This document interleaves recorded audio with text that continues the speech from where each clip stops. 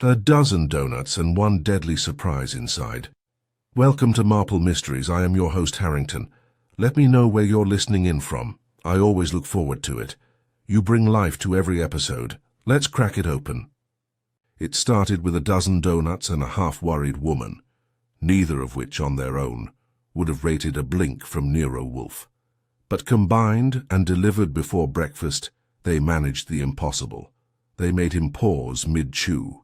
I was in the kitchen with Fritz, discussing the merits of nutmeg versus cinnamon in his brioche, a theological debate in our household, when the doorbell rang. Not the usual polite buzz, mind you, but a lean-on-the-button kind of ring that says either panic or someone who doesn't care for doorbells. Fritz looked at me. I looked at him, and since Wolfe would sooner crawl across a gravel pit than open his own door, the honor, as always, fell to yours truly.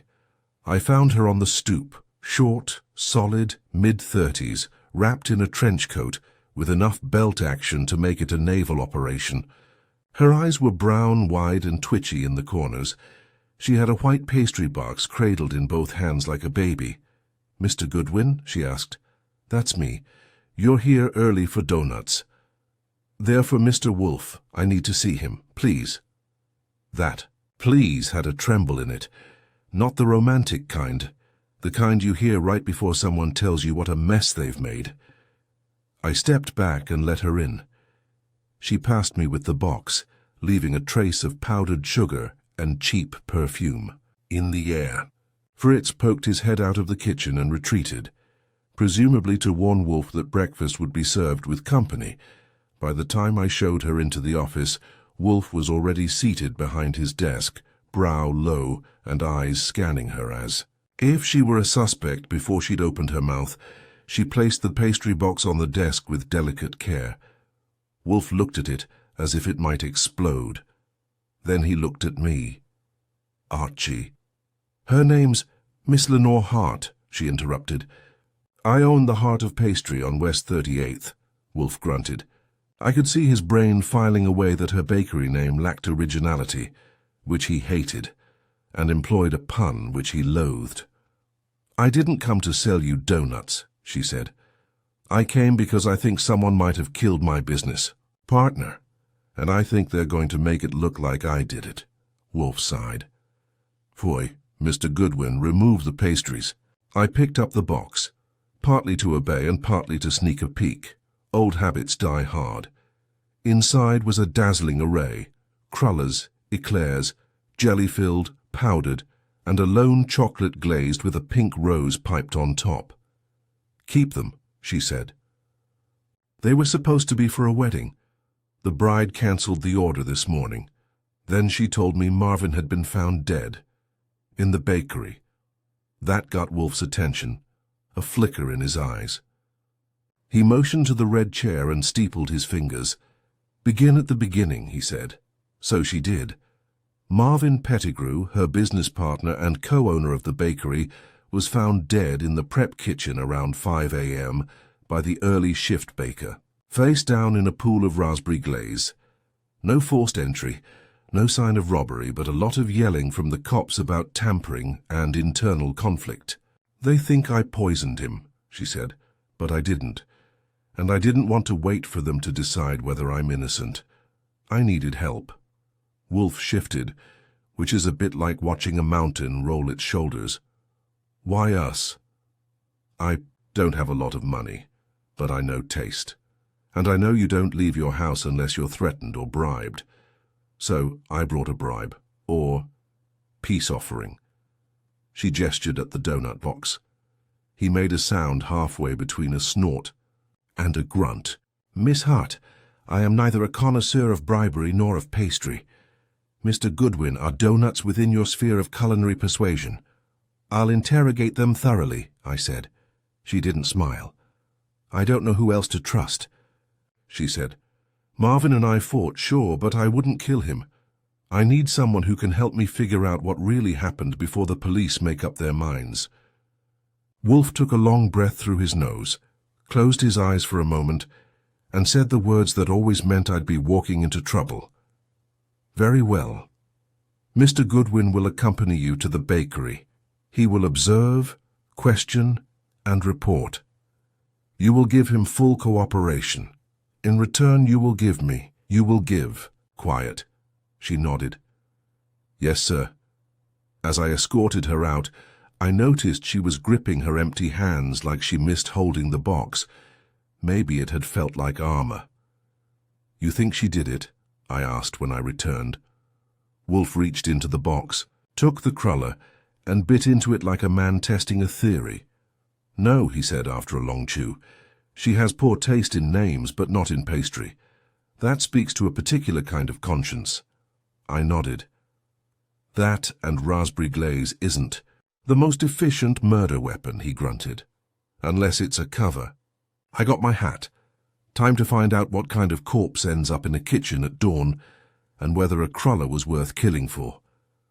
Lenore Hart's bakery, the heart of pastry, was nestled in the bottom floor of a narrow brownstone on West 38th, squeezed, between a pet boutique that sold rhinestone collars and a place that claimed to offer organic acupuncture.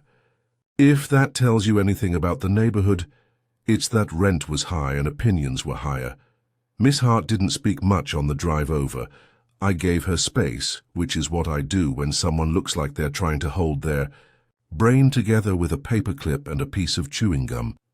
She had that kind of look, tightly wound but fraying in the corners. We parked half a block away, and as we walked up to the bakery, I saw the yellow crime scene tape across the glass. Door and a uniformed officer inside talking with a woman in a white apron. Hart slowed. I clocked her hesitance and gave her a second before nudging the door open and flashing my license at the cop. Archie Goodwin, private investigator, I said. Retained by Miss Hart here.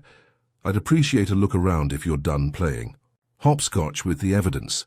The officer didn't love that, but he didn't throw me out either. Talk to Detective Kramer, he said. He's in the back. Kramer. I knew the name.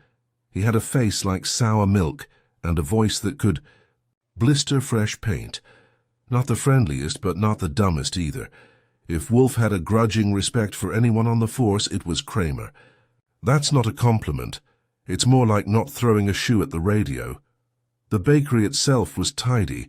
Polished counters, delicate pink walls, and display cases that normally housed edible art, but were now empty, as though even the doughnuts had fled the scene. We walked through to the back kitchen. It was cooler there, both in temperature and in tone. A man in a tan coat with the weary posture of someone used to early mornings and worse coffee looked up from a notepad. Goodwin? He said. In the flesh. I assume you've met Miss Hart. Kramer gave her a glance that wasn't quite hostile, but sure wasn't affectionate. She showed up this morning in a panic. Cops already on scene. Says she didn't know Marvin was coming in early. Says they argued yesterday, but not about anything serious. Says a lot of things. Lenore stood straight, but her voice wavered.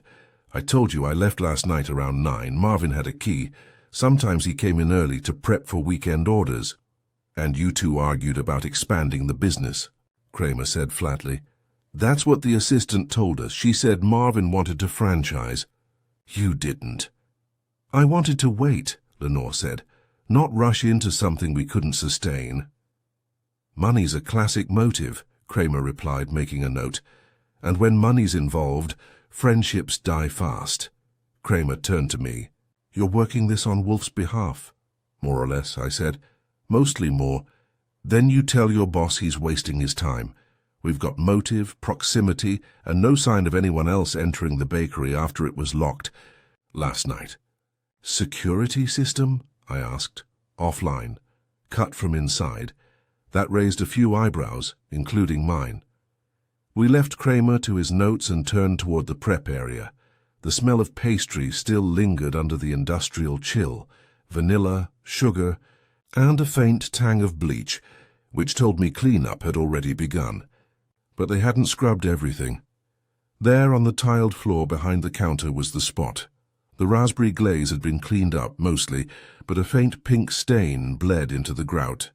That, and a broken piping bag in the sink, were all that remained of Marvin Pettigrew's last shift on Earth. I crouched, scanning the corners, the shelving. Something felt off, too neat. The trays were stacked perfectly, the ingredients lined up alphabetically.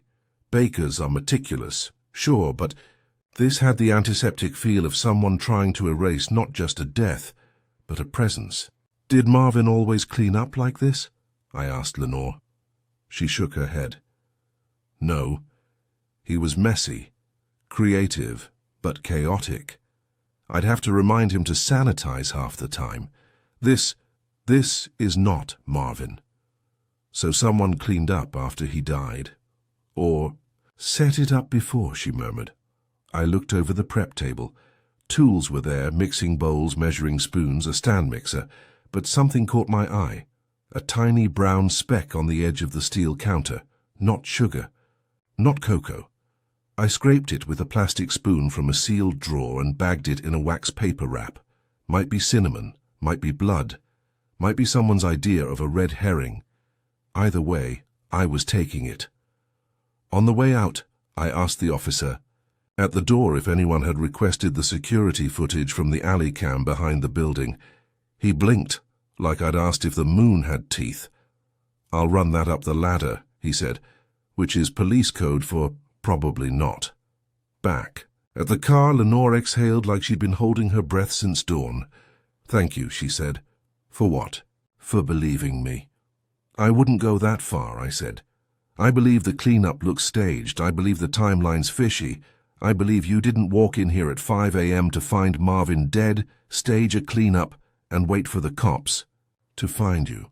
She nodded, absorbing it.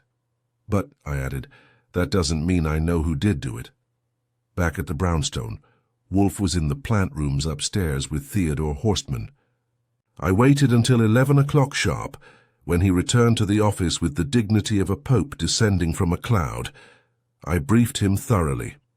He listened, eyes closed, fingers tented like a cathedral. When I finished, he opened one eye and said, "The piping bag. Who uses it? Anyone working cakes or decorations.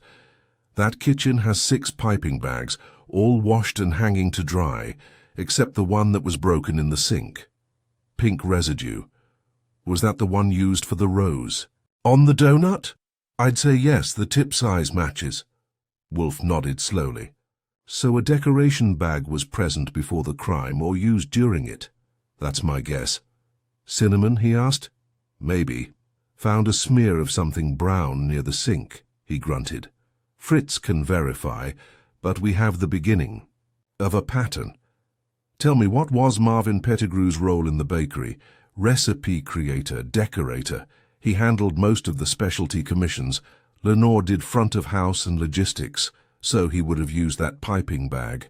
Or someone wanted it to look like he did." Wolfe opened his eyes fully and stared at me with a glint that meant his mind was sharpening into shape. "We must consider the possibility," he said, "that the crime was not a result of escalation, but of rehearsal, that the setting was arranged to imply disorder, when it in fact was order disguised. You think it was staged to look like a spontaneous killing?" "I think," Wolfe said, "we are about to receive visitors." As if on cue, the doorbell rang. Fritz answered, then announced, "A Miss Astrid Vaughan and a Mr. Gregory Link are here. They say they worked with Mr. Pettigrew and Miss Hart." Wolfe gestured to the red chairs across from his desk.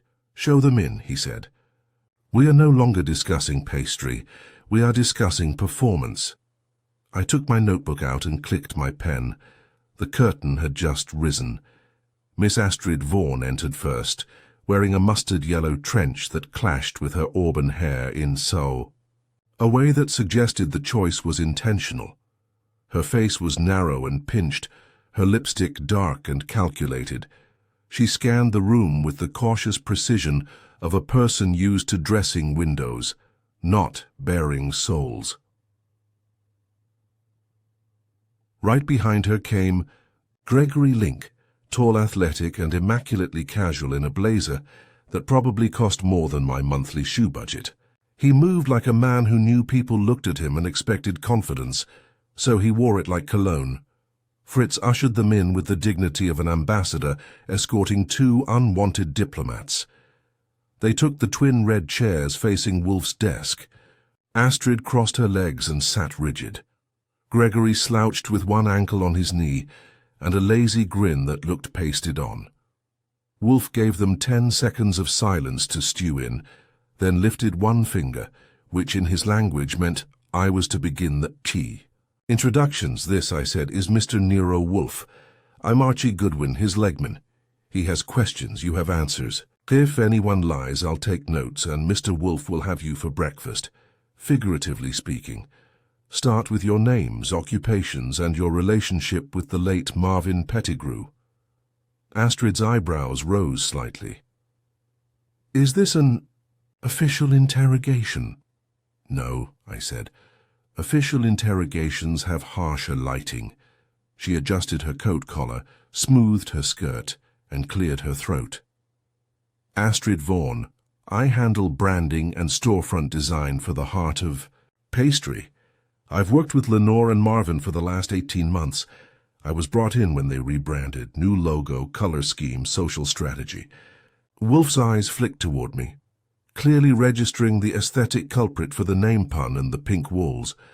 And your relationship with Mr. Pettigrew? I asked. Professional, she said. Tense, we clashed. Over? Vision. Marvin had no sense of cohesion. He liked novelty. I prefer consistency.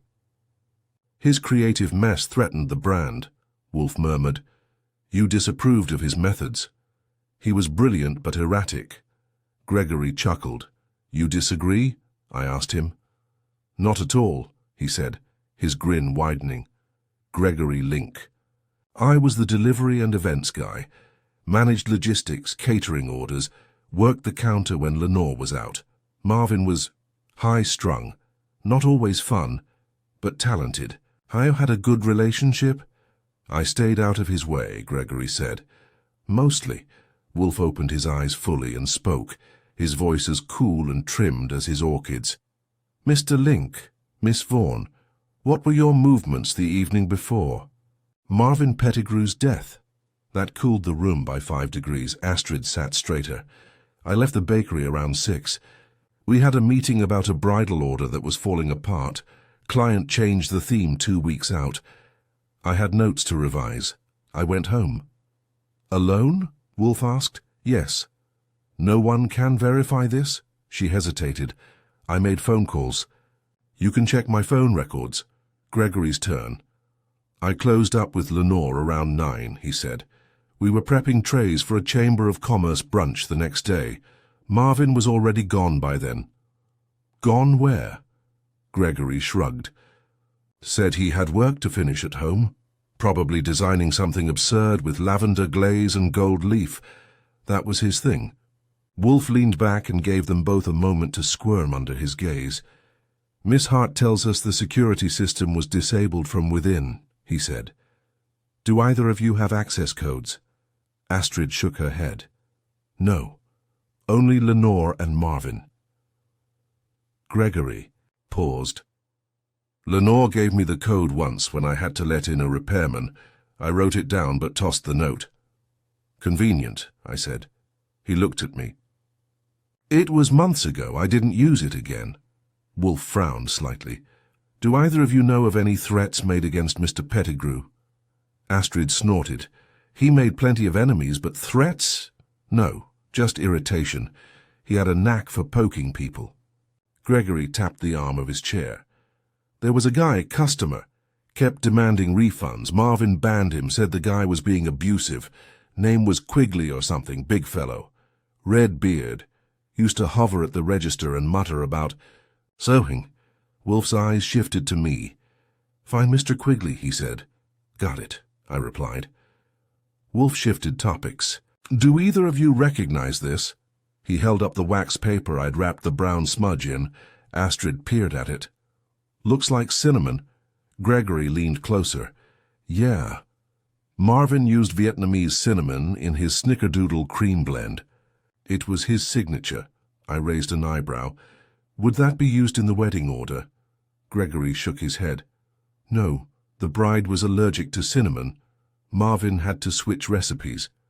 Wolfe's gaze sharpened like a scalpel. Then why was it present? Neither had an answer. Astrid looked confused. Gregory looked wary. Wolfe waved a hand. "You may go. Mr. Goodwin will escort you. Do not speak to the press or anyone else involved in the investigation without notifying me. I dislike surprises." As I walked them to the door, Astrid muttered, "He's intense." "He's accurate," I said, "and allergic to nonsense." When I returned, Wolfe had already summoned Fritz to analyze the spice sample. He was swirling brandy in a heavy-bottomed glass, with the kind of thoughtful air a man takes on when he's picturing the world as a chessboard and the cinnamon as a pawn in the wrong square. "There is something awry," he said, without looking. "Up, multiple things," I agreed. "Miss Vaughan's version is too rehearsed. Mr. Link's is too relaxed. One feigned control, the other feigned ignorance. That points to complicity or cover-up." "Link had access to the code," I said, "but Vaughan has more motive. She thought Marvin was endangering her precious branding." Wolfe nodded. "But neither is sufficient on its own. The cinnamon is key. What if someone planted it to make it look like Marvin ignored the allergy, to sabotage the wedding order or his reputation?" Wolfe tilted his head. "An attempt to discredit him before death, or justify his removal after." At that moment the phone rang. Fritz answered, then turned. "It is Saul Panzer," Wolfe gestured. "Put him on." I picked up the extension. "Yeah, Saul." His voice was crisp. "Got your Quigley. Name's Darrell Quigley. Local crank. Filed 2 complaints with the Department of Health against the bakery.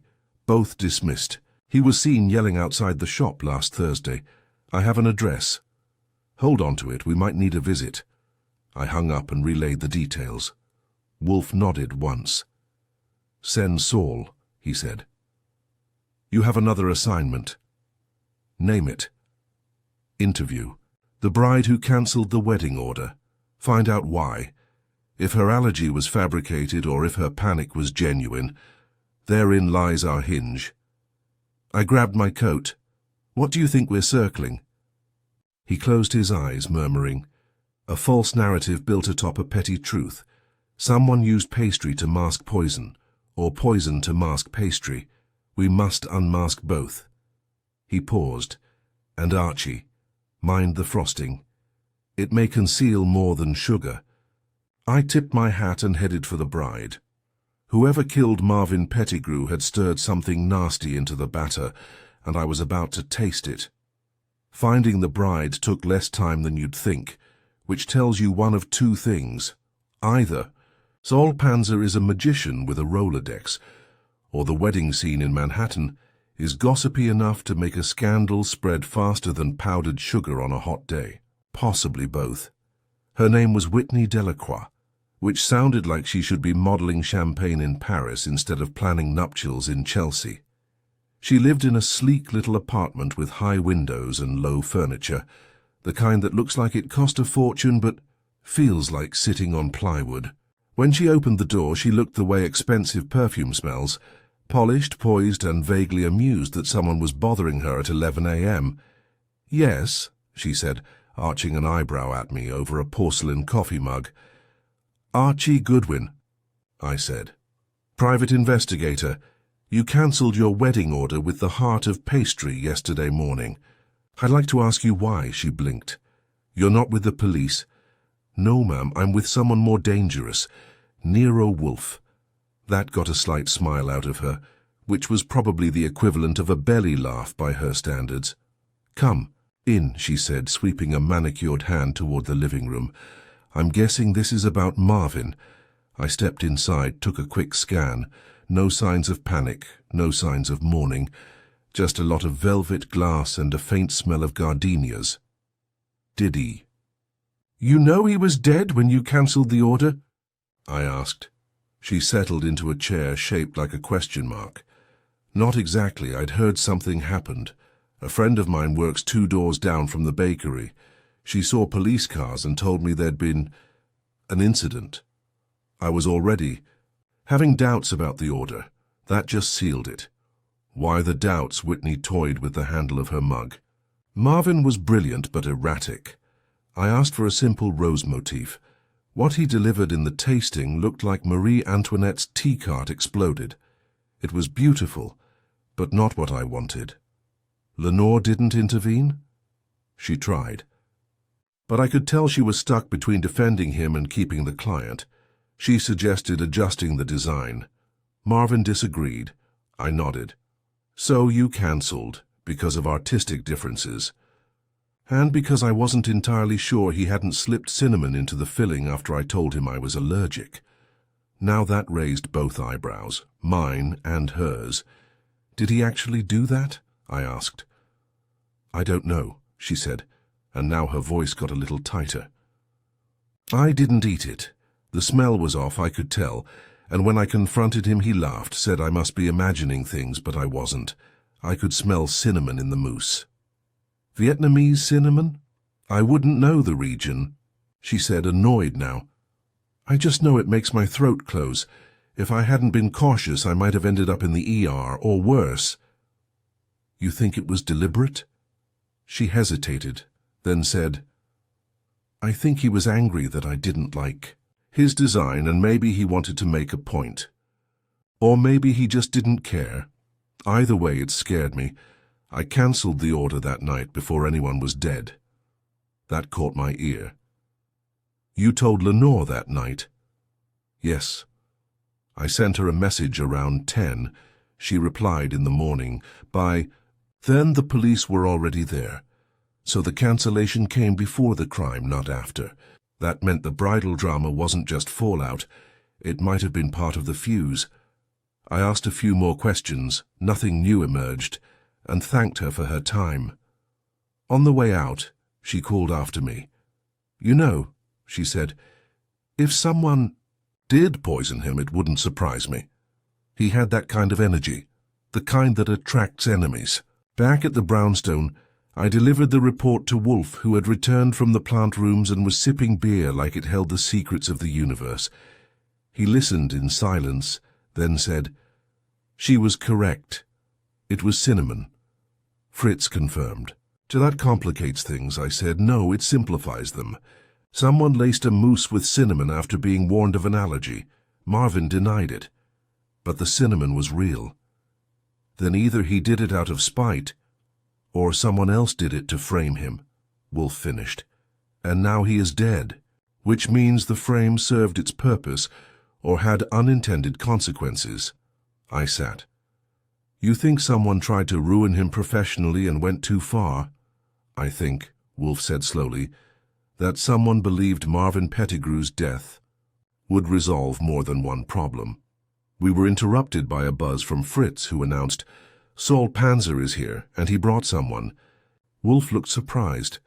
He waved a hand, and a moment later, Saul entered with a man who looked like he belonged on the cover of a lumberjack calendar gone wrong, broad, bearded, and bristling with hostility. Mr. Quigley, Saul said. Met him outside his building. Quigley gave Wolfe a scowl. Are you the guy who called me in? I am Nero Wolfe. Sit. I'll stand. Wolfe's brow twitched. As you wish.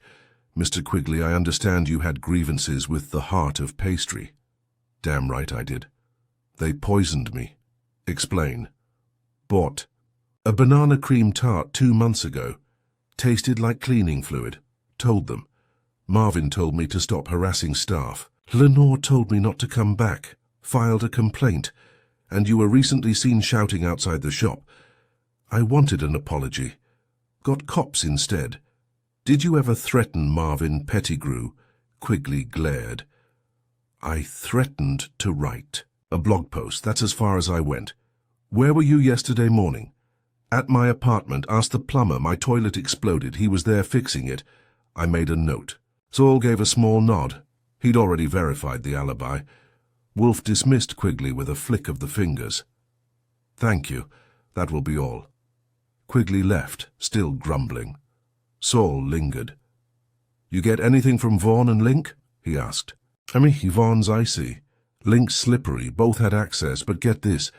Whitney cancelled the order before the cops showed up. That's something, Saul said. Think the bride's allergy was a smokescreen? Wolfe tapped the rim of his glass. No, I think it was a lever. Someone used her allergy as a tool to discredit Marvin, perhaps to force him out, or incite a conflict. I stood. So what's next? Wolfe's eyes gleamed. We must look closer. If Marvin was being pushed out, someone else must have stood to benefit from his removal. Miss Vaughn? Mr. Link? Even Miss Hart? You think Lenore might be involved? She came to us early, that speaks to innocence, but not conclusively. The phone rang again. Fritz answered. He walked in, one brow raised.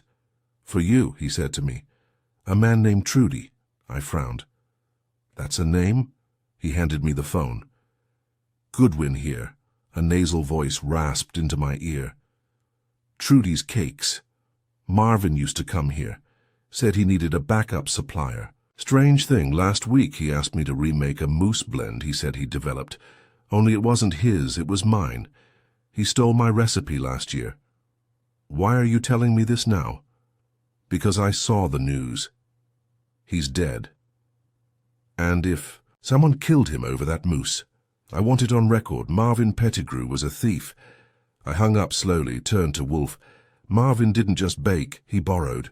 Wolfe's lips parted, a rare glint of satisfaction in his eyes. Excellent, he murmured. Then he did not merely create enemies, he earned them. He leaned forward. Now, Archie, let us see which one was willing to kill for a recipe. And, just like that, the mystery deepened, layered like a croissant and twice as greasy. The next morning I arrived at the brownstone to find Wolfe already seated in the office, which in itself was newsworthy.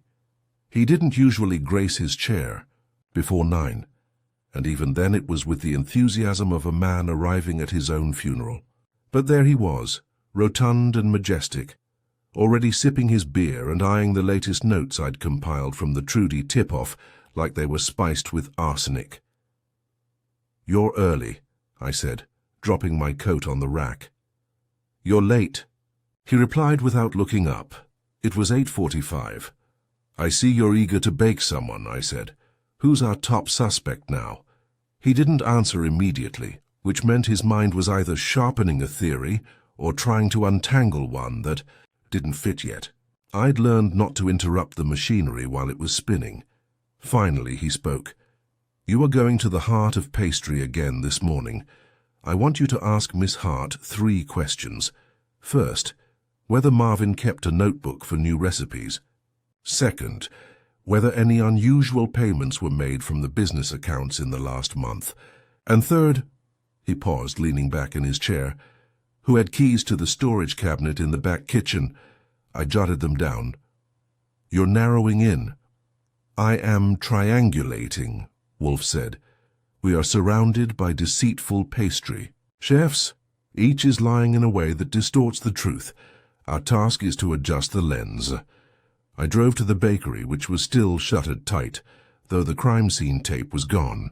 The front was quiet except for a single newsprint flyer fluttering in the gutter, a promotional ad for the bakery's now-cancelled wedding line. I stepped inside to find Lenore Hart behind the counter, pale but composed, trying to rework an order list that looked like it had been revised more times than a budget bill. Mr. Goodwin, she said, standing. Any progress? Some, I said. I've got 3 questions for you, Wolfe's orders. I laid them out one by one. She answered them with the speed and certainty of someone who'd been waiting for questions, maybe even fearing them. Yes. Marvin kept a notebook, a black leather one. He guarded it like it was the Ark of the Covenant. And where is it now? I don't know, she said, and I believed her. Her eyes darted toward the kitchen. We've looked. It's missing. What? About payments, anything odd? She hesitated this time. I noticed a $3,000 check written last week. Marvin signed it. The payee was T.C. Bakes. I didn't recognize the name, but I assumed it was for some special order component. Try Trudy's cakes, I said. He was paying. Off a supplier for a stolen recipe. Her jaw tightened. So he really was copying? He was. And the bride's mousse, the one with the cinnamon, wasn't his idea either. Her voice dropped. That explains a lot. He'd been acting cagey, refusing to let me test the new batches. I thought it was just artistic ego. I moved on. Third question. Who had keys to the locked storage cabinet? Only Marvin and... It holds high-value ingredients. Imported vanilla, specialty spices, gold leaf, things like that. I suppose Gregory might have known where we kept the spare. That cabinet could have stored more than spices, I said. It could have held that cinnamon blend, or the doctored piping bag. She closed her eyes for a moment. You think the mousse was deliberately tainted? I think someone used Whitney's allergy as a cover to frame Marvin, either to get him fired, ruin him, or kill him. But why? That's what I'm still mixing, I said. Back at the brownstone, I relayed everything. Wolfe closed his eyes and steepled his fingers. Someone removed that notebook, he said softly. That was not panic. That was strategy. Marvin's recipes, original or stolen, would contain proof of something. I said, Astrid Vaughan didn't know. The cinnamon was forbidden for the wedding order. But Gregory Link did. He helped prep the fillings. If Marvin had sabotaged the mousse himself, he wouldn't have paid Trudy for it, unless he intended to pass it off as his own. But then why pay her at all? Guilt, Wolfe suggested. Or leverage. Perhaps she threatened him. I rubbed my temple.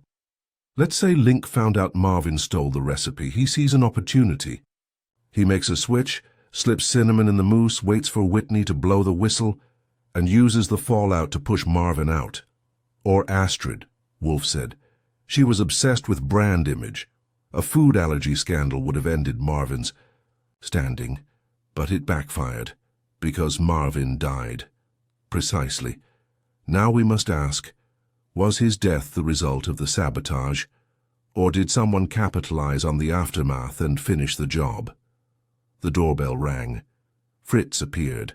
It's Miss Vaughan, he said. Wolfe smiled faintly. Ah, the pastry storm arrives. Astrid swept in like she had a runway appointment in 20 minutes, and no time for pleasantries. I shouldn't be here, she said, but I can't. Let you smear my name while chasing shadows. No one smeared your name, I said. Not yet. She threw me a look and turned to Wolfe. Gregory Link is lying about the night Marvin died. Wolfe said nothing. Just let her continue. He said he left with Lenore at 9. He didn't. I was there late that night printing menus. Around 8:45 I saw him sneak back in the back door. I didn't say anything because I assumed he forgot something. You're telling us now because I went by his apartment. Last night, she said, to talk, and I saw a black leather notebook in his kitchen. He'd shoved it in the back of a cabinet. Wolfe opened his eyes and spoke for the first time. You saw this notebook yourself? I opened it. The pages were Marvin's handwriting, his sketchings, his mousse blends. I took a photo. She produced her phone and handed it to me. The photo was blurry but legible. The top page was dated 2 days before the murder. In the corner, in Marvin's scrawl, was a name. Trudy, cinnamon blend, legal risk. Wolfe leaned back with a satisfied sigh. Miss Vaughan, you have earned your redemption. Does this mean... It means you must leave, Wolfe said, and prepare to be summoned again. She left in a hurry, her heels ticking down the hall like a metronome. I turned to Wolfe. So it's Link. Wolfe nodded. He removed the notebook to conceal the origin of the mousse. He tampered with the wedding order, hoping to frame Marvin as reckless or malicious, but Marvin suspected something, perhaps even confronted him. The confrontation turned violent. Link panicked, cleaned the scene, and hoped to let the police connect the dots to Lenore or sabotage. And the piping bag. He left it in the sink as misdirection. He counted on the chaos and the cinnamon to obscure the truth. I stood. Want me to pick him up? No. Invite him. Wolfe tapped the bell. We shall have our office gathering. It is time, Mr. Goodwin, to serve justice with or without frosting. And just like that, the chessboard was set. The final moves were coming. The game, as always, would end in Wolfe's office, with words sharper than knives and stakes higher than any pastry display. Gregory Link arrived promptly at 6 o'clock, which told me two things. First, he'd been expecting the summons, and second, he was just nervous enough to obey it without putting up a fuss. The man was still wearing his polished casual uniform, blazer, dark jeans, and the same smug smirk. He'd been parading around since we first met. But tonight, the smirk had cracks. His eyes darted when I showed him into Wolfe's office, and he looked at the other chairs like they might bite. Wolfe was seated behind his desk, of course, glowering at a piece of paper as though it had personally offended him. The other three suspects were already there. Lenore Hart, pale and tired but composed. Astrid Vaughan, arms crossed, her eyes fixed on Link like she was trying to melt him. And Saul Panzer, leaning against the bookshelf in back, quiet and observant, Wolfe's preferred insurance policy. Gregory slid into the last empty chair, gave a nod that might have passed for polite, and cleared his throat. So what's this about? Wolfe did not look up. You know perfectly well what it is about, Mr. Link. Sit still, be quiet, and listen. Gregory's hands stilled. The smirk died entirely. Mr. Goodwin, Wolfe said, will summarize the facts. I stood from the red chair and stepped forward, not needing a cue card. Fact 1, Marvin Pettigrew was found dead in the kitchen of the Heart of Pastry, face down in a pool of glaze. Fact 2, there were no signs of forced entry. The alarm system was disabled from the inside, and only a handful of people had the code. Gregory Link admits to having had it. Gregory opened his mouth. Wolfe raised one finger. He closed it again. Fact 3, I continued. A batch of mousse intended for a wedding order contained Vietnamese cinnamon, even though the bride was allergic and had warned Marvin twice. She cancelled the order the night before Marvin died, too late to undo the damage to his reputation, but early enough to make him look like a saboteur. Astrid's jaw clenched. Fact 4, I said. Marvin didn't create that mousse. He paid someone named Trudy to recreate it. He was using a stolen recipe. His black notebook, which recorded that theft, went missing after his death. Now I turned toward Gregory, and it turned up in your kitchen. A beat passed. Gregory's face was blank. You can deny it, I said, but Miss Vaughan saw it and photographed a page. Marvin wrote Trudy's name in it. That, by the way, was 2 days before he died, meaning he knew someone might be onto him. And maybe you knew that too. Gregory looked at Astrid, then at Lenore, then at Wolfe. I didn't kill him. No, Wolfe said smoothly. You didn't mean to. That sentence hung in the air like cigar smoke. You tampered with the mousse, Wolfe said, still not raising his voice. Perhaps to humiliate Marvin. Perhaps to ruin him in Lenore's eyes. You hoped the bride would call off the order, that word would spread, and Marvin's standing would collapse. Gregory swallowed. That's not... You returned to the bakery that night, Wolfe continued. You accessed the storage cabinet, used the piping bag, and introduced the cinnamon. You cleaned the kitchen to cover your tracks, but you didn't count on Marvin returning. When he confronted you, tempers flared. No, you argued. He threatened to go to Lenore to expose you. Perhaps he even guessed you'd been sabotaging him. You panicked. Whether you pushed him, hit him, or used something at hand. One of those cast-iron mixing bowls, perhaps, we may never know. But the result was fatal. That's a lie, Gregory said, standing up now. You can't prove that. Sit, Wolfe said, in a tone that could have frozen boiling water. Gregory. Sat, you took the notebook, Wolfe said. You tried to destroy it, but you couldn't quite bring yourself to burn it. Sentiment, guilt, or cowardice. Gregory was shaking his head. but there was no protest on his lips anymore. Wolfe turned to Lenore. "You did not know any of this?" "No," she said quietly. "I knew something was wrong. Marvin had been paranoid, but I thought he was just under pressure." "You were the intended successor," Wolfe said. "With Marvin disgraced, Gregory hoped to become your confidant, the indispensable helper, perhaps more." Gregory flushed. "That's not why—" "Your motive," Wolfe said, "was ambition cloaked as loyalty." Silence. Then Wolfe turned to Saul. "Mr. Panzer, call Inspector Kramer. Inform him that Mr. Link's apartment contains physical evidence of a cover-up and probable cause for an involuntary manslaughter charge. They will want to test the spice residue in his bag and the mixing bowls for traces of blood." Gregory finally stood again. "This is insane. You're basing everything on a notebook?" "No," Wolfe said. "We are basing it on your behavior, your lies, your fingerprints on the cabinet, and your presence at the bakery after hours. The notebook is merely the ribbon on the package." Saul moved toward the phone.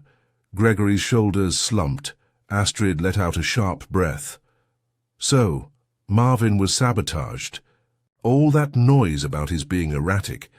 It wasn't just ego." "No," Wolfe said, "but he was also a thief which muddied the waters. Had he not stolen that moose, the death might have looked cleaner."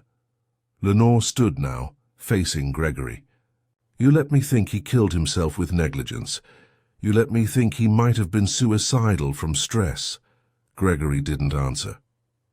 But the truth was written all over his face. Inspector Kramer arrived 20 minutes later with 2 officers. I gave them the short version. Wolfe gave them the long one. Kramer didn't love being handed a suspect like a tray of hors d'oeuvres, but he took it anyway. Gregory was handcuffed without protest. As he passed me, he muttered, "You have no idea how much pressure I was under." "You'd be surprised," I said. When the room emptied out and the front door finally closed, Wolfe sighed like a man who'd survived a particularly tiresome opera. Fritz entered with a tray of cold beer and warm biscuits, which might not sound like much, but after a night like that, it hit the spot. "Well," I said, "another one for the books. Death by dessert. Sabotage by cinnamon." Wolfe didn't smile, but his eyes gleamed. "He attempted to orchestrate a downfall and created a tragedy. It is the classic folly of men who believe their ambitions can be tempered by improvisation." He sipped his beer. "I suppose," he said, "that the bakery will recover. Without Marvin. Maybe. Though I wouldn't take a wedding order from them any time soon." Wolfe reached for a biscuit. "You will draft a summary for the client. Keep it brief. The police will fill in the rest. And the donuts?" He glanced at the pastry box I'd rescued from the kitchen earlier in the day. "Dispose of them," he said, "unless you can guarantee they are free of sentiment and cinnamon." I grinned. "I'll take my chances."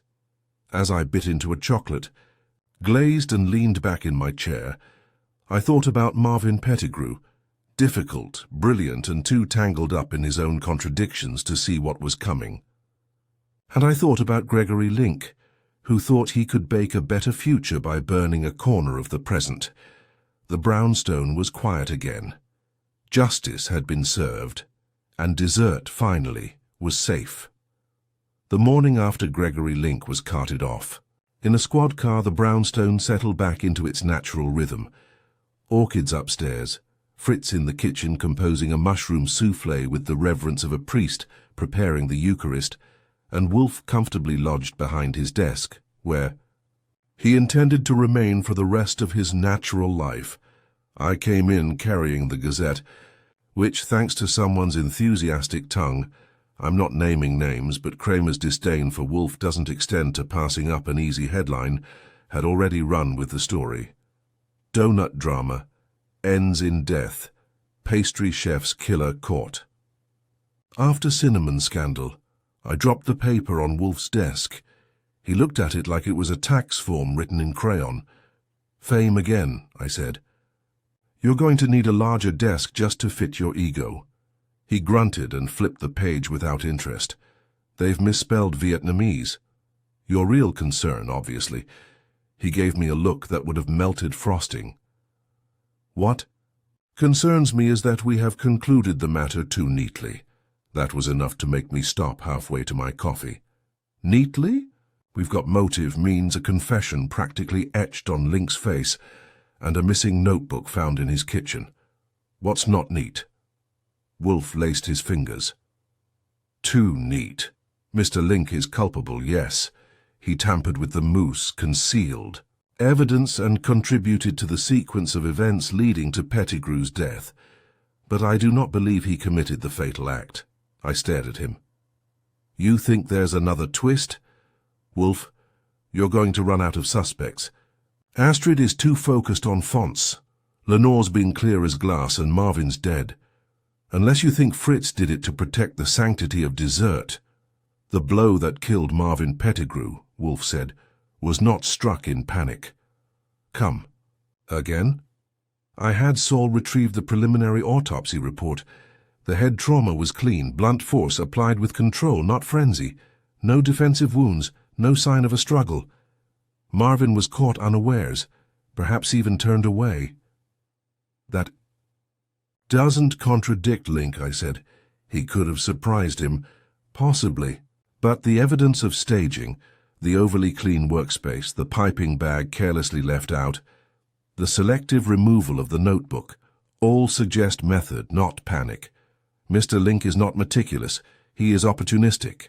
I narrowed my eyes. So, you're saying someone else cleaned up after Link, or framed him entirely?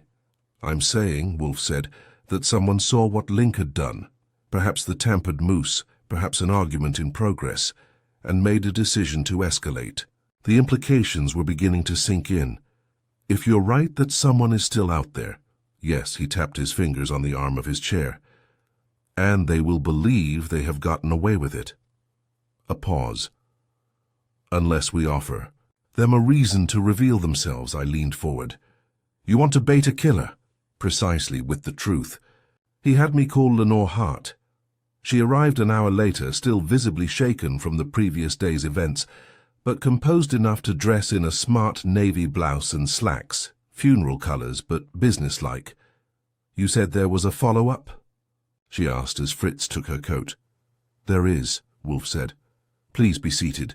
She took the red chair opposite his desk. I need to ask you about the morning Marvin was found. You told us the baker discovered the body. You arrived shortly after. She nodded. That's right. I got the call around 5:30. I lived 10 blocks away. I got there by 6. You found the kitchen clean? Yes. Suspiciously so. I told the police. And the notebook was missing? Yes. Did Marvin ever keep duplicates? She shook her head. He didn't trust anyone with his ideas. Wolfe stared at her for a long moment. Miss Hart, did you remove the notebook from the kitchen? Her breath caught. What? No. Of course not. You told us only you and Marvin had the keys to the storage cabinet. That would make it difficult for anyone else to retrieve the piping bag or the cinnamon blend. Her face paled slightly. I didn't tamper with anything. No, Wolfe said. But I believe you found something after the body, before the police arrived. She swallowed. Why would I hide that? Because, Wolfe said softly, you were protecting someone. I stood slowly, watching her face, her posture. It was the kind of silence that either precedes denial or confession. I'd seen both. She looked up. I thought Link had done it. I did. I found the notebook near the cabinet. I hid it, thinking, maybe Marvin had planned to fire Gregory or expose him. I was going to go through it later, see what it said. I didn't realize... She trailed off. You didn't realize Marvin might have already confronted someone else, I said. Someone who wasn't Gregory. Her eyes widened. You don't think he... I think, Wolfe said, that you need to invite Astrid Vaughn to tea. That froze her. Astrid? Invite her to the bakery tomorrow morning, Wolfe said. Be there early, before the staff. Offer her a pastry. Compliment her redesign of the logo. Then ask her one question. What question? Ask her why she lied about printing menus the night Marvin died. Lenore frowned. She wasn't printing menus. She told us she saw Gregory re-enter the bakery at 8:45. But there was no printer paper in the shop's trash that week, no drafts, and she had approved all the design files the night before. She had no reason to be there unless she followed someone in. Lenore's mouth was slightly open. You think Astrid... I think, Wolfe said. She arrived to confront Marvin. Perhaps about his failure to follow her branding guidelines. Perhaps about stealing a design. Perhaps she saw what Gregory had done, sabotaged the mousse, and feared Marvin would cause a scandal that would damage her reputation. So she silenced him. Then tried to blame Gregory, I added. And when he was arrested, she panicked. Gave us the notebook to bury her own tracks under his. She believes she is safe now, Wolfe said, so you must disturb that belief. The next morning, Lenore played her part perfectly. She invited Astrid to the bakery. Wolfe and I waited in Fritz's spotless kitchen, radio off, ears tuned to the office intercom I'd wired into a discreet transmitter. At precisely 8:17 a.m., Astrid arrived. There was pleasantry, some sugar-coated small talk. Then, quietly, Lenore asked the question, You said you were printing menus the night Marvin died, but there weren't any new menus. Why were you really there? A pause. Then Astrid's voice, tight, cool, deliberate. You've been talking. To that detective again. You lied, Astrid. You have no idea what was happening behind the scenes. Marvin was going to ruin us all. He didn't care about the brand or consistency. He was stealing everything. I saw what Gregory did and told him to fix it, but he couldn't. So you did? I didn't mean to. Her voice cracked. I told him to get out. Marvin laughed. He said I was just decoration, that you and he were the real partnership, that I'd be out by the new year. I just picked up the bowl and... Silence. Wolfe pressed the intercom. Miss Vaughan, that is quite enough. The scream that followed could have curdled cream. By the time I got into the bakery office, she was trying to bolt through the back exit, but Saul Panzer, having arrived 10 minutes earlier by side entrance, was already there with his calm, immovable self and a badge on loan from Kramer. It was over again. Back at the brownstone, Wolfe resumed his seat with a theatrical sigh. So, I said, Gregory started the mess, Astrid finished it, and Lenore just tried to keep the oven from exploding. Not quite, Wolfe said. Miss Hart allowed us to uncover the truth, and in doing so proved her loyalty to justice over business. She will rebuild. And you? I asked. I, Wolfe said, reaching for his beer, will resume my fastidious avoidance of all baked goods not prepared under Fritz's supervision. And cinnamon. Off the menu, he declared. As Fritz entered with breakfast and the orchids soaked in morning light upstairs, it occurred to me we'd just proven a simple but timeless truth. In a world full of flaky layers and sweet talk, nothing is more dangerous than ambition, especially when it's sugar-coated. It was a quiet evening in the brownstone, the kind that Wolfe lived for. The windows were cracked just enough to admit the May air, warm and lilac-scented, and Fritz was in the kitchen coaxing a soufflé into rise and shine submission. Upstairs, the orchids basked under Theodore Horstman's gentle care, unaware or unimpressed by the fact that their home had recently been a crime-solving command center disguised as a Manhattan townhouse. I was in the office, half-sprawled in the red chair, reviewing the final statements from Kramer, who had reluctantly acknowledged Wolfe's role in wrapping up the case, though he stopped just short of using the word thankful. That's fine. Kramer's version of gratitude usually came in the form of not yelling. Across the desk, Wolfe sat in serene silence, a brown bottle of beer sweating gently beside him, and a book open in his lap, which he'd been pretending to read for the last 10 minutes. But I knew him. He wasn't reading. He was ruminating, The way a man does when the facts have all been sorted, but the philosophy is still jostling around looking for an exit. "You're brooding," I said. "I am reflecting," he corrected, not looking up. "Same difference. You get this way after a case closes. It's either that or indigestion." He ignored that. Miss Vaughan's confession was almost elegant in its structure. Not premeditated murder. Not exactly. A reaction. Violent. Sudden. But rooted in fear. And ambition. Yeah, real touching. If only she'd channeled that creative energy into something less skull-shattering. Wolfe grunted. It was true, though. Astrid Vaughan had confessed fully and in detail after Link's sabotage of the mousse recipe became clear to her. When? She realized the cinnamon-laced blend would result in scandal.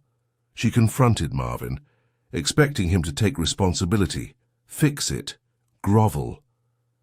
Instead, he'd laughed, dismissed her, told her the bakery's future didn't include her. That, apparently, was the tipping point.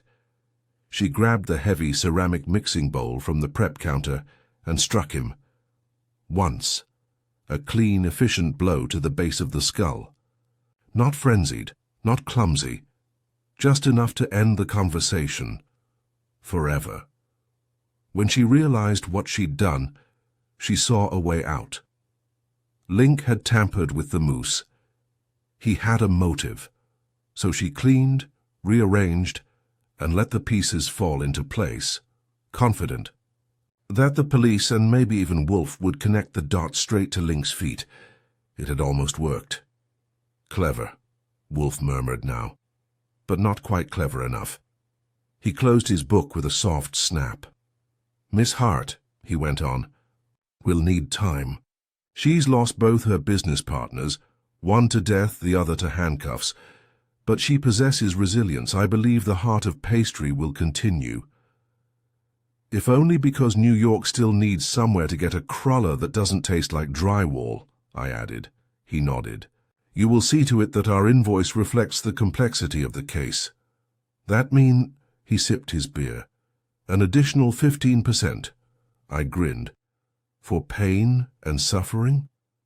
For tolerating multiple layers of deceit, each concealed by the illusion of surface sweetness, a metaphor I find more appropriate than usual." "Speaking of sweetness," I said, "Fritz left a few eclairs on the kitchen counter." "I'm not saying they'll survive unattended." Wolfe gave me a look. "You may have one," he said, "but I insist on verifying the ingredients." "Don't trust me." "I trust Fritz. I do not trust you to discern Vietnamese cinnamon from Ceylon in a pastry under duress." "That's fair," I admitted. He returned his gaze to the now-closed book but didn't reopen it. After a moment he said, "You were correct earlier." "About what?" "I am brooding." "Oh, not about the case. About the necessity of involvement." I raised an eyebrow. "You mean whether it was worth it?" "No, it was necessary, and just. But it reminds me again how easily ambition can ferment into violence. All that is required is pressure, perceived humiliation, a threat to one's constructed world." "Yeah," I said. "Turns out pastry kitchens are pressure cookers." "Indeed." He leaned back, eyes half-lidded. "I was not fond of Marvin Pettigrew," he said, "but he did not deserve that fate." "No one does," I said. Wolfe was quiet.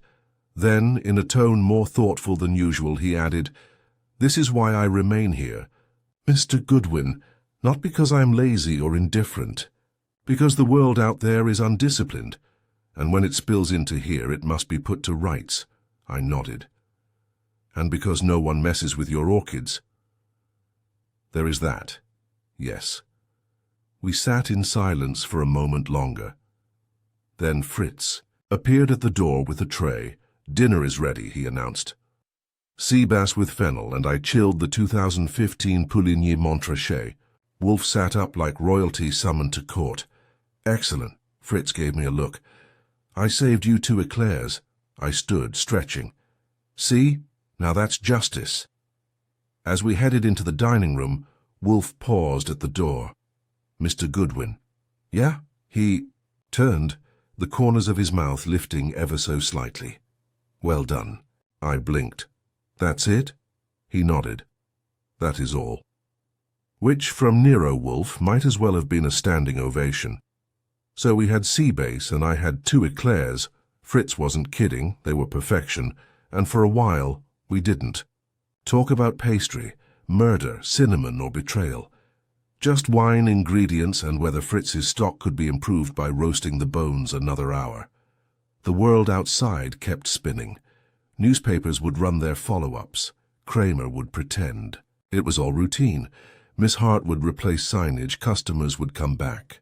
And the heart of pastry would, in time, forget the scent of blood in the mousse.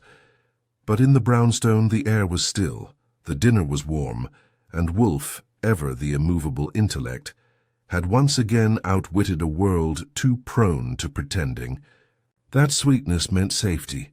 And I, Archie Goodwin, poured the wine and watched him lift his fork, and I thought, that's another one wrapped. Murder by ambition, solved by logic and sealed with eclair. Business as usual. The next morning dawned bright and almost offensively cheerful, as if the city had decided to scrub away all memory of murder with sunshine and the scent of sidewalk. Bagels. I was on my 2nd cup of coffee when the mail arrived. A modest stack of envelopes, mostly bills and circulars, plus 1 heavy cream envelope with a return address from the heart of pastry. I carried it into the office where Wolfe, as usual, was seated at his desk like a sultan expecting tribute. He had just finished his first beer and was eyeing the orchid schedule for the week with the kind of attention most people reserve for stock portfolios. "Something from Lenore Hart," I said, handing him the envelope. "Either an apology or a thank-you note laced with ground almonds." He took it without comment, slid a letter opener through the flap and withdrew a card on thick embossed stationery. Wolfe read it once, then passed it to me. It was handwritten, small but neat.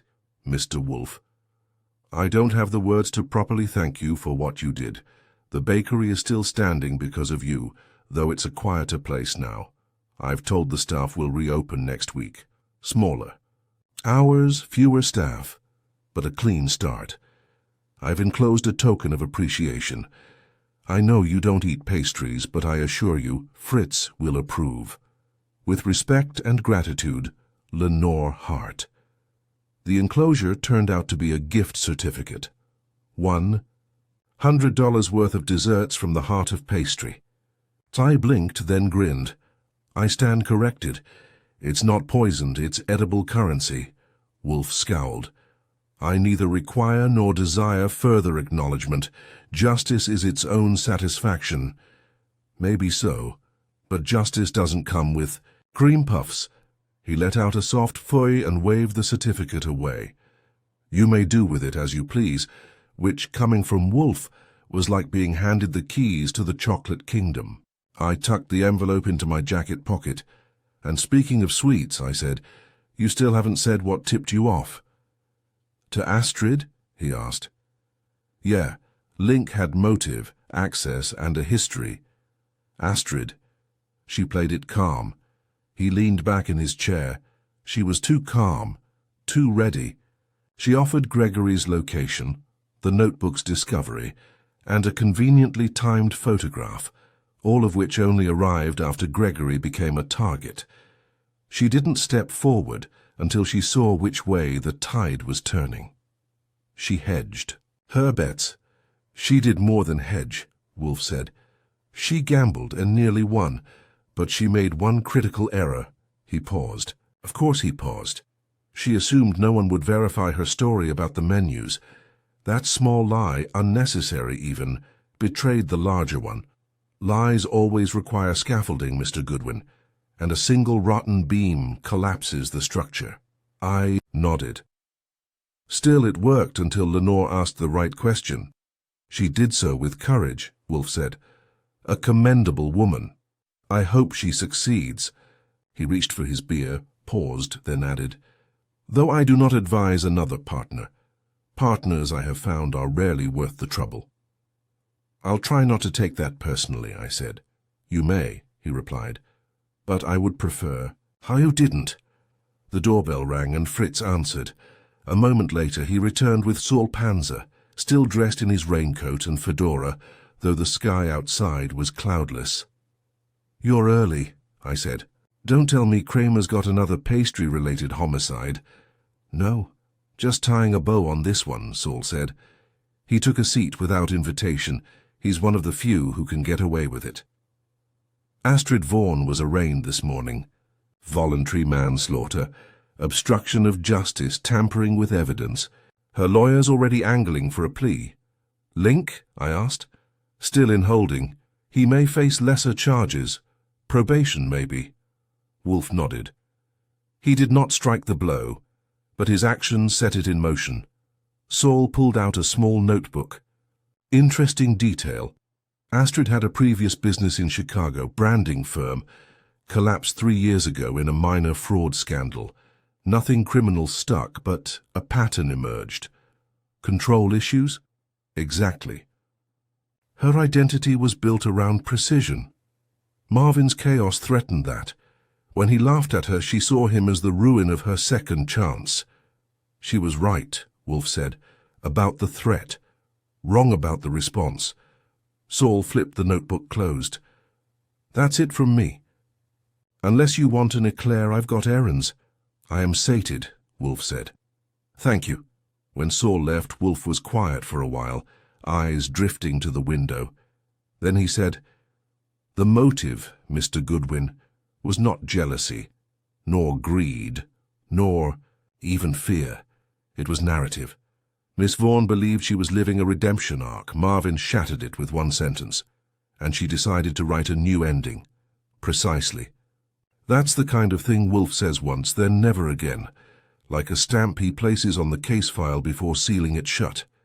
He doesn't dwell, he doesn't reread, he merely completes. I stood, stretched, and made my way to the kitchen.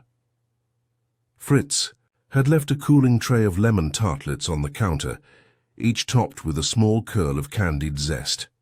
I considered eating one on the spot, then remembered Wolfe's words about ingredients and scrutiny. So I brought 2 back to the office. 1 for me, 1 for him. He didn't touch his. "You trust them?" he asked. "I trust Fritz." He regarded me. Then the tart. Then, very slowly, picked it up and took a bite. The world didn't end. I grinned. "Look at you, living dangerously." He chewed, swallowed. "Adequate." High praise. He nodded, once, then reached for his book again. The case of the cinnamon-laced mousse, the sabotaged bakery, and the ambitious designer who couldn't take no for an answer was closed. The world hadn't changed, but a little corner of it, a kitchen in Manhattan, was safer. And so until the next crime knocked on our door disguised as a breakfast order, we'd do what we always did. Sit, wait, observe, and try not to ruin our appetites in the meantime. The next few days passed without incident, which around the brownstone qualifies as a minor miracle. No one died, no one confessed, and no one tried to deliver us baked goods under suspicious circumstances. Even the phone calls were routine. One lady wanted Wolfe to find her missing Siamese cat. He declined, and a gentleman from Scarsdale phoned to inquire whether Wolfe would consider taking on a case involving stolen manuscripts. He declined that. 2 citing what he called a personal allergy to literary histrionics. The world had returned to its default setting, mostly harmless, occasionally irritating, and best viewed from a distance. Wolfe spent his mornings in the plant rooms, his afternoons behind the desk, and his evenings at the dinner table, engaged in long debates with Fritz about the morality of roasting squab on a Tuesday. Me? I took a walk. I don't always do that, but something about the end of a good case, even one with a nasty centre, makes me want to stretch my legs and see the world Wolfe prefers to keep out. I walked past Bryant Park, watched the pigeons bully a businessman for his sandwich, and stopped by the Heart of Pastry. It had reopened, just as Lenore promised. The sign had been scrubbed and straightened, the window displays fresh with eclairs and lemon bars. Inside it was calm, calmer than it had been in months, I imagined. The tension was gone, like a held breath finally released. Lenore herself was behind the counter, hair tied back, apron flour-dusted.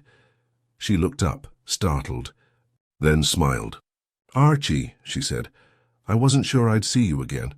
I tipped my hat. "Just checking on the neighborhood, wanted to make sure no one had tried to poison a cannoli." She laughed, a little too hard maybe, but she'd earned the, "Right? It's been strange," she said, lowering her voice. "The first day back I kept waiting for someone to yell, or accuse, or cry, but the customers just came, bought their croissants, smiled like nothing had happened. People don't like to linger over ugly stories," I said. "They like sweet ones, easier to swallow." She nodded. "I've been thinking about that." "How so?" She turned to arrange some tarts in a case, but I could tell she was picking her words like ingredients. "Marvin was difficult. Brilliant, yes, but he hurt people without realizing it, or without caring. Astrid was ambitious but brittle. Gregory, I should have seen what was happening between them, all of it. Seeing things in hindsight," I said, "is what keeps optometrists in business." That got a smile. "Wolfe figured it out, but—" "You? You kept asking questions like they mattered." "They did. Then let me ask one." She folded her arms. "How do you work with him?" "Wolfe. He's brilliant, but he's also the most immovable man I've ever seen." "Because," I said, "he moves the world around him." She blinked at that, then gave a slow nod. "Fair enough." I bought a couple eclairs, non-lethal, I was assured, and left. Her to her customers. Back at the brownstone I found Wolfe finishing a bottle of beer and making small disapproving noises at a letter from someone asking him to speak at a law enforcement dinner in Albany. "Are you going?" I asked. "Of course not," he said. "Albany is inhospitable, and I am not inclined to dine with men who regard intuition as logic." "Then I hope you're hungry," I said, placing the box of eclairs on his desk. He peered at it like I'd just dropped off a live animal. "Unnecessary." "But delicious," I said, opening the lid. "And besides, it's the first peace offering from a murder scene you didn't flinch at." He didn't answer, but after a moment he reached in, extracted an eclair, and took a bite. Progress. Settled into my chair, the office quiet. The scent of vanilla and chocolate filled the room. Outside, the city did what it always did, carried on, oblivious to the crimes beneath its crust. "You know," I said, "you never told me the moment. You knew it wasn't Gregory." Wolfe dabbed at the corner of his mouth with a napkin. "I didn't know, I suspected." His demeanor lacked the fear of a man who had killed. He was guilty of sabotage, yes, but not murder. Miss Vaughan's calm, however, was unnatural. Too cool. Exactly. True innocence, Mr. Goodwin, often comes with outrage, disbelief. Miss Vaughan was composed, almost rehearsed. "And the notebook," he waved a hand. "Her trap, poorly laid. She hoped we would stop there." I nodded. "So you built a better trap?" I offered her the illusion of safety. The most effective bait of all. We were quiet again for a while. Then Wolfe said something I didn't expect. "Do you regret it?" I looked over. "Regret what?" "Revealing the truth. Lenore Hart is alone now. She has lost partners, friends, stability." I considered that. "She has peace," I said. "That counts for something." He nodded once, slowly. "Perhaps." I leaned back. "Besides, it's your rule. Nothing foul must be allowed to fester." "Indeed." Another pause. "You think she'll make it?" I asked. "She has clarity now. That is a better foundation than illusion." He closed his eyes. "And she bakes well, that helps." I chuckled. We didn't talk much after that. Wolfe finished his eclair and began flipping through the new orchid catalogue Theodore had brought in. I jotted down a note to invoice Lenore, politely, and with precision. And outside the windows, Manhattan settled into its twilight rhythm. Another case closed. Another storm passed, and if the world wasn't exactly sweeter now, it was at least a little less sour, which, considering the state of things, is a win in my book. I stood, stretched, and started for the kitchen. Wolfe didn't look up. "Where?" "Are you going?" he asked. "Fritz said he made almond biscotti. Bring two." I grinned. "I thought you didn't care for sentiment." "I don't," Wolfe muttered. "But I am still hungry. Business as usual." The brownstone was quiet, as it usually is once Wolfe's latest mental crucible has cooled to ash. The case was closed. Justice had been served, not flamboyantly, not with fireworks, but with the methodical finality of a trap sprung and a culprit cornered. Astrid Vaughan had confessed, not in a blaze of tears or drama, but with the weariness of someone who'd finally run out of angles. Gregory Link, for all his slippery evasions, had been guilty of sabotage and cowardice, but not murder. Lenore Hart had been spared prosecution, if not heartbreak. And Wolfe, of course, had sat through it all unmoving, unbending, and unmistakably correct. That evening I came back into the office after dinner with a fresh cup of coffee and found him still seated at his desk, fingers tented, eyes closed. I could tell he wasn't asleep, just meditating on the events like a general reviewing the battlefield after victory. I sat opposite him and waited. "You've come to gloat," he said, without opening his eyes. "No," I said. "To admire." Slight difference, he opened one eye. Phooey. Still, he let the silence stretch before finally breaking it with, "It was nearly the perfect crime." "Not quite," I said. "She underestimated you." "No, she underestimated Mr. Goodwin, as they often do. That wasn't just flattery. He meant it. And I'll admit, it landed well." "She timed it smart," I said. "Framed Gregory while—" The scene was still fresh. Twisted his sabotage into a smokescreen. It was a good bet. Wolfe nodded. "But she couldn't account for pattern recognition. She created a contradiction, an overly clean scene surrounded by too many messy motives. That is where truth begins to show." I leaned back. "She killed Marvin because he laughed, because he said she didn't matter." "Yes," Wolfe said. "The moment Marvin dismissed her, he became disposable. She'd built her entire redemption on control. When he made it clear she'd have none, she reacted, not out of fury, but design. She thought she was correcting a story." "Precisely," Wolfe said. "She needed to restore her arc. That is the most dangerous motive of all, the desire to preserve one's own narrative." We sat in silence again. Wolfe doesn't often reflect after a case. He prefers to complete the puzzle, discard the box, and return to orchids and roast duck. But this one had lingered. He broke the silence again, quieter this time. "I wonder if Miss Hart will recover." "She's strong," I said. "And she's smart. She didn't cover up. She asked questions. That's more than most." "She trusted us," Wolfe said. "Correction. She trusted me," I said. "That—" Got a grunt. "Have you drafted the invoice?" "Sent. She paid in full, with a note." He raised an eyebrow. "Nothing sentimental. Just, justice is bitter, but not fatal." Wolfe nodded. "Good." He looked at the window for a while, watching the light fall across the glass. I'd seen that look before, the one he wears when he's satisfied but not smug. Not every case ends cleanly. This one had, and it showed. "Archie," he said. "Yeah?" "Go get Fritz. Tell him I'll have the pastry tonight. One eclair."